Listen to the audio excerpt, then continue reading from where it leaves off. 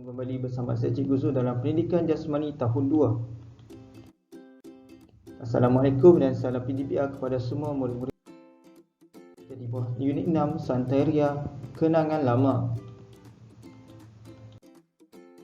Objektif pembelajaran: pada akhir pembelajaran, murid dapat menggunakan kemahiran lokomotor dan bukan lokomotor semasa melakukan permainan tradisional teng-teng. Kemudian, menyeraikan kemahiran lokomotor dan bukan lokomotor dalam permainan tradisional. Murid juga dapat memilih sendiri rakan bagi membentuk kumpulan. Baiklah, sebelum kamu melakukan sebarang aktiviti, kamu dinasihatkan untuk melakukan aktiviti senaman memanaskan badan terlebih dahulu bagi mengelakkan diri dari berlaku sebarang kecederaan yang lebih serius. Baiklah, mari lihat buku teks pada muka surat 51 berkaitan dengan permainan teng-teng dan juga galah panjang. Bagi video kali ini, cikgu akan menekankan pada permainan teng-teng. Mari kita lihat kepada asal usul teng-teng, iaitu ia dikenali sebagai tenting-ting, sejenis permainan tradisional. Kebiasaannya dimainkan oleh kanak-kanak perempuan berbanding kanak-kanak lelaki. Ia juga bukan permainan yang lasak dan menggunakan kaedah lompatan satu ataupun dua kaki. Dimainkan di gelanggang yang kecil. Dimainkan juga oleh sekumpulan kanak-kanak yang terdiri antara 2 hingga 4 orang sahaja. Kemudian, sekiranya lebih ahlinya, ia akan mendatangkan kesukaran bagi setiap pemain untuk bermain kerana hanya dimainkan di kawasan yang bersaiz kecil sahaja. Baiklah, kita pergi kepada langkah pertama, permainan teng-teng ataupun ketinting.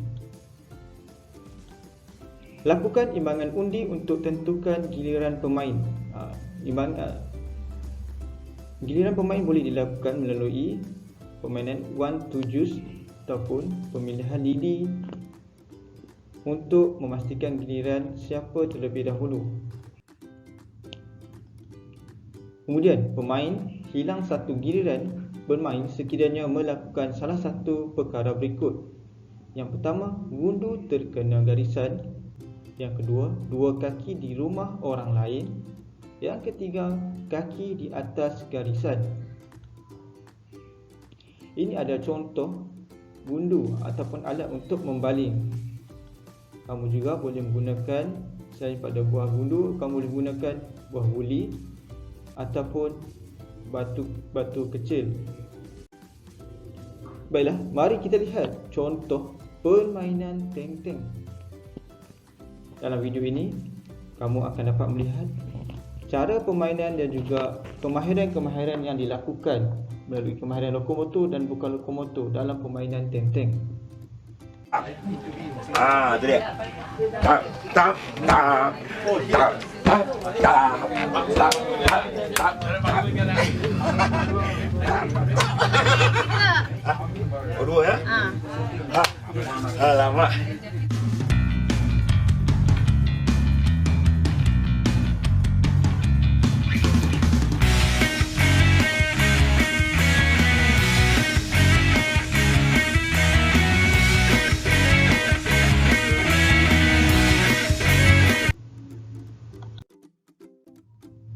Baiklah, kita pergi kepada apa itu pergerakan bukan lokomotor. Ini sudah cikgu terangkan pada awal pembelajaran di awal tahun dahulu. Baik, kita akan buat ulang kaji. Pergerakan bukan lokomotor iaitu pergerakan yang tidak melibatkan perubahan tempat, di mana kamu melakukan satu pergerakan hanya setempat sahaja. Contoh seperti membungkuk, meregang, mengilas, memusing, membuai, merengkuk, menolak dan mengimbang, menarik dan juga mengayun. Kemudian kita lihat pula kepada pergerakan lokomotor. Pergerakan lokomotor ialah pergerakan yang bergerak dari satu tempat ke satu tempat yang lain. Contoh, berjalan, berlari, mencongklang, melonjak, berskip, melompat, menggelungsur dan juga lompat sebelah kaki.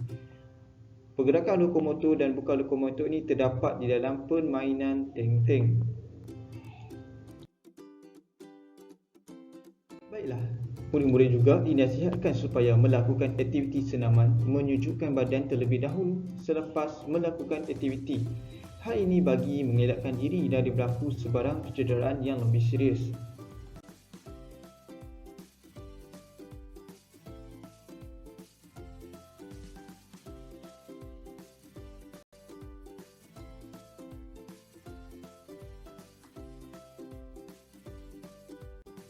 Baiklah, sampai di sini sahaja pembelajaran kita.